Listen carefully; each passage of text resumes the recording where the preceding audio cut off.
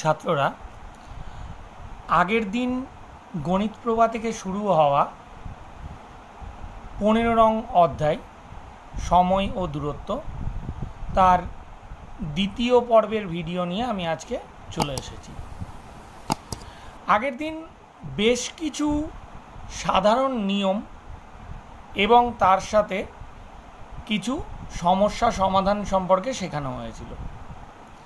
আজকে আরও কিছু জটিল নিয়ম শেখানো হবে এই ভিডিও পর্বে এবং তার সাথে কোষে দেখি 15 বেশ কিছু অঙ্কও শেখানো হবে। তাহলে সর্বপ্রথম চলে আসি সেই নিয়মগুলোতে। দেখো, এটি একটি পথ। যদি একটি বস্তু কণা এই স্থান থেকে এই স্থানে পৌঁছতে হয়, অর্থাৎ এ থেকে বিতে পৌঁছতে হয়, তাকে একটা নির্দিষ্ট দূরত্ব অতিক্রম করতে হবে।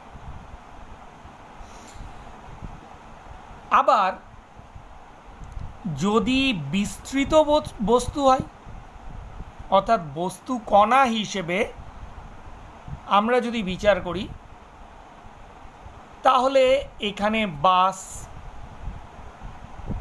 গাছ, লাইট পোস্ট,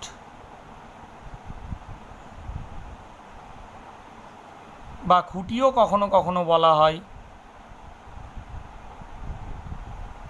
মানুষ,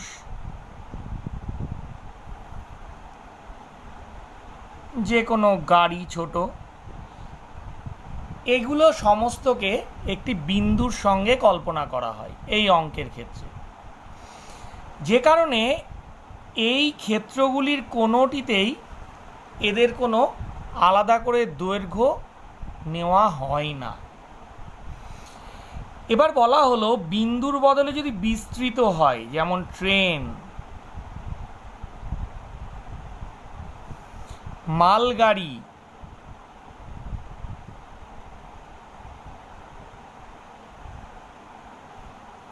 ট্রাম, বা একই রকমভাবে ব্রিজ,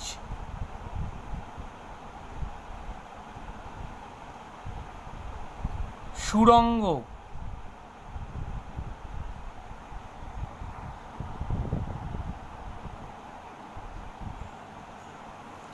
প্ল্যাটফর্ম,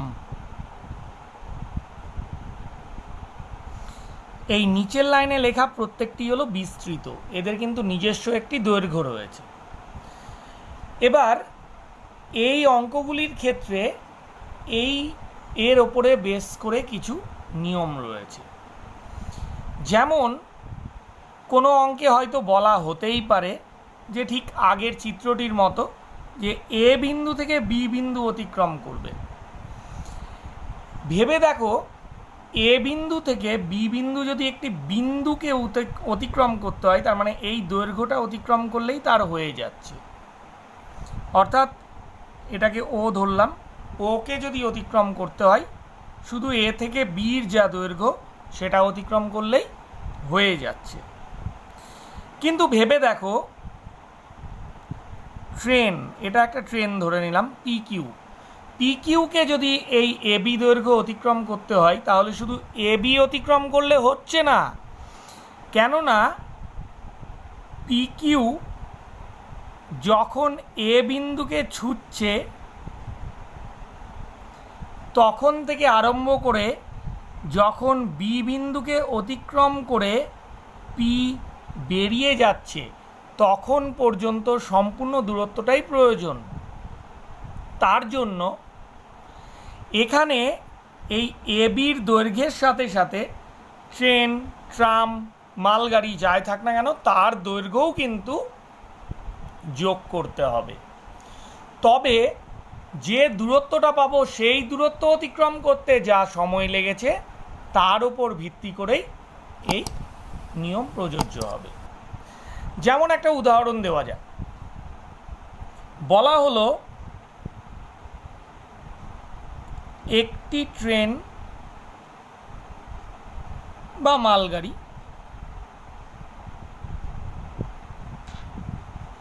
বা ট্রাম অতিক্রম করবে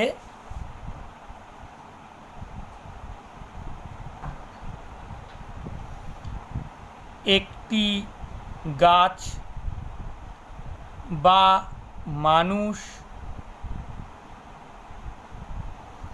বা খুঁটি বা লাইট পোস্ট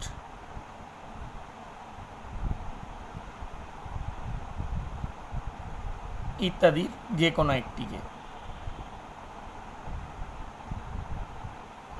এর যে কোনো একটিকে অতিক্রম করবে। তো এর যে কোনো একটিকে অতিক্রম করবে ট্রেন, মালগাড়ি বা ট্রাম।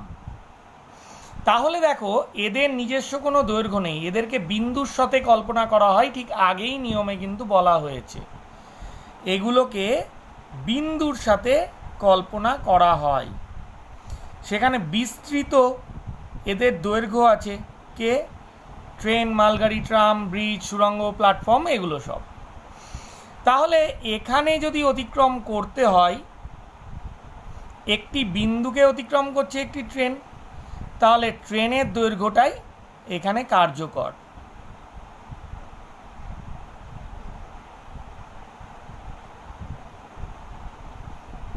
তাহলে ট্রেনের দৈর্ঘ্য অতিক্রম করতে হবে।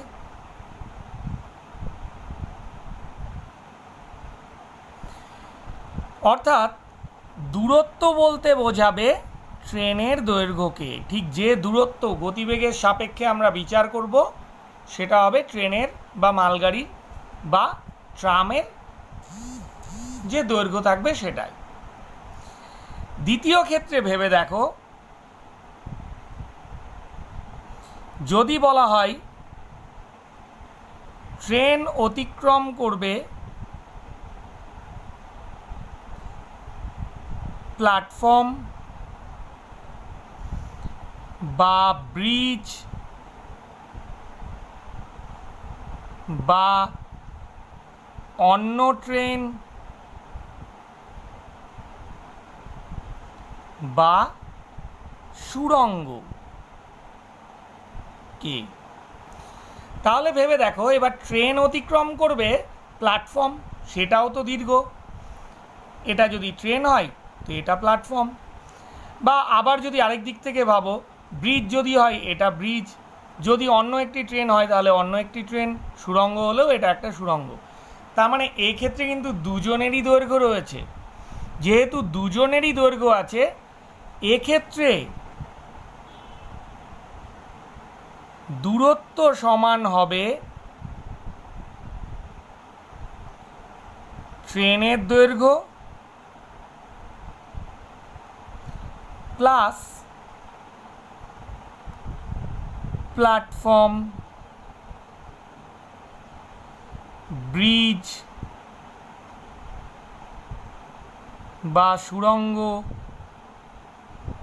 বা অন্য ট্রেন যদি থাকে অন্য ট্রেন, এই দুটো মিলে যা পাবো সেটা তখন আমাদের অতিক্রান্ত দূরত্ব হয়ে যাবে। অর্থাৎ দূরত্ব বলতে আমি এখানে অতিক্রান্ত দূরত্ব বোঝাতে চেয়েছি, জায়গার অভাবে শুধু দূরত্বই লেখা হয়েছে, আগের দিন যেটি অতিক্রান্ত দূরত্ব হিসেবে চিহ্নিত করা হয়েছে। তাহলে এই নিয়ম হলে তবেই কিন্তু আমরা অঙ্কগুলো করতে পারবো। তৃতীয় নিয়ম,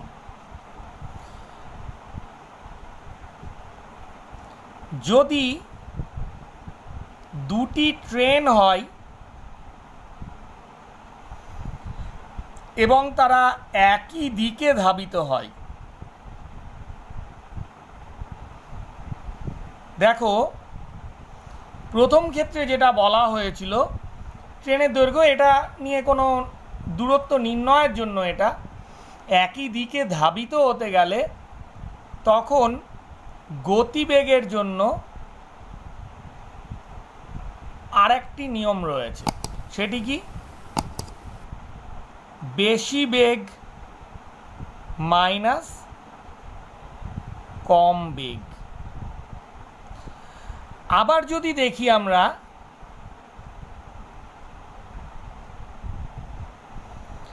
বিপরীত দিকে ধাবিত,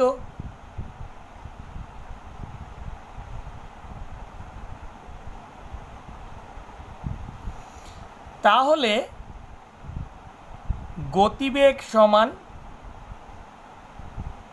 বেগ প্লাস বেগ, সে বেশি কম যেটা যাই হোক না কেন সেটা দুটোই যোগ হয়ে যাবে। তাহলে এখানে আমরা বেশ কয়েকটি নতুন নিয়ম পেলাম, আর একবার নিয়মগুলো দেখে নিই। প্রথমেই যেটা বলা হলো যে একটি বিন্দু সুলভ অংশ বলতে আমরা যা বুঝি, বাস, গাছ, লাইট, পোস্ট, খুঁটি, মানুষ, গাড়ি ইত্যাদি, একটা বিস্তৃত যার দৈর্ঘ্য রয়েছে দীর্ঘ, যে এরকম ট্রেন, মালগাড়ি, ট্রাম, ব্রিজ, সুড়ঙ্গ, প্ল্যাটফর্ম ইত্যাদিকে বোঝাবে। এবার এই নিচেরগুলো যাদের দৈর্ঘ্য রয়েছে তাদের ক্ষেত্রে যদি আমাদের কোনো নির্দিষ্ট দূরত্ব অতিক্রম করতে কত সময় লাগে বা গতিবেগ কত নির্ণয়ের যদি ইত্যাদি প্রশ্ন আসে, তখন আমাদের ভিন্ন ভিন্ন ধরনের সলিউশন পদ্ধতি রয়েছে। যদি ট্রেন কোনো গাছকে, মানুষকে, খুঁটিকে বা লাইট পোস্টকে অতিক্রম করে, তাহলে এগুলো যেহেতু এক একটি বিন্দুর মতো, তার জন্য ট্রেনের দৈর্ঘ্যটাই আমাদের অতিক্রান্ত দূরত্ব হয়ে যাবে। সেটা অতিক্রম করতে যা সময় লাগবে সেটাই হবে সেই অতিক্রান্ত দূরত্বের মান, এবং সেখান থেকে যে সময় পাবো অতিক্রম করতে সেটাই হবে তার সময়। মানুষকে অতিক্রম করতে বা খুঁটিকে অতিক্রম করতে সেই সময় লাগে। দ্বিতীয় ক্ষেত্রে যে নিয়মটি রয়েছে সেখানে দেখো, ট্রেন অতিক্রম করছে প্ল্যাটফর্ম, ব্রিজ বা অন্য ট্রেনকে বা সুড়ঙ্গকে। তাহলে ভেবে দেখো, ট্রেন তো দীর্ঘ, সাথে সাথে প্ল্যাটফর্মটাও দীর্ঘ হতে পারে, বা একটি ব্রিজ হলে সেটাও দীর্ঘ হতে পারে, বা অন্য একটি ট্রেন হলে সেটাও দীর্ঘ হতে পারে, বা সুড়ঙ্গ হলেও কিন্তু দীর্ঘ। তার মানে দুজনই যখন দীর্ঘ, তখন কারোর দৈর্ঘ্যকেই কিন্তু তুমি বাদ দিতে পারবে না, অতিক্রম দুটোই করতে হবে। তার জন্য ট্রেনের দৈর্ঘ্য প্লাস প্ল্যাটফর্ম যদি থাকে প্ল্যাটফর্মের দৈর্ঘ্য, ট্রেনের দৈর্ঘ্য প্লাস যদি ব্রিজ থাকে তো ব্রিজের দৈর্ঘ্য, ট্রেনের দৈর্ঘ্য যদি সেখানে সুড়ঙ্গ থাকে প্লাস সুড়ঙ্গের দৈর্ঘ্য, ট্রেনের দৈর্ঘ্য যদি অন্য আরেকটি ট্রেন থাকে তাহলে সেখানে ট্রেনের দৈর্ঘ্য যোগ করে দিতে হবে। তাহলে এখানে আমাদের অতিক্রান্ত দূরত্বটা পেয়ে যাব। এবার যদি এটা তো চলে গেল দূরত্ব বা অতিক্রান্ত দূরত্ব, কিন্তু গতিবেগে এই নিয়ম প্রযোজ্য হবে না। দুটো যদি একই অভিমুখে ধাবিত হয় তাহলে বেশি গতিবেগ যার থাকবে সে ধীরে ধীরে কম গতিবেগের গাড়ির থেকে এগিয়ে যাবে। তার জন্য বেশি বেগ বিয়োগ কম বেগ করে দিলে যে বেগের মান পাবো সেইটি হলো প্রকৃত বেগ। কেননা এই দুটো যদি দেখি, দুটো গাড়ির মধ্যে একটির কম বেগ রয়েছে এবং একটির বেশি বেগ রয়েছে, কিন্তু সেই কম বেগটির মানও এই বেশি বেগের মধ্যেই থাকার জন্য সেই মানটিকে বেশি বেগ থেকে বাদ দিয়ে প্রকৃত এগিয়ে যাওয়ার জন্য যে বেগ সেটি আমরা পেতে পারি। তবে বিপরীত দিকে হতে গেলে এই সমস্যা নেই, সেখানে গতিবেগ নির্ণয়ের জন্য, মোট গতিবেগ নির্ণয়ের জন্য দুটো বেগকেই বা দুটো গতিবেগকেই বা দুটো গাড়ির গতিবেগকেই আমরা যোগ করে দেব। এই হলো এখানকার সাধারণ নিয়মগুলো। এরপরে আমি ভিডিও পর্ব 3-এ আবার কিছু অঙ্ক পোস্ট করছি।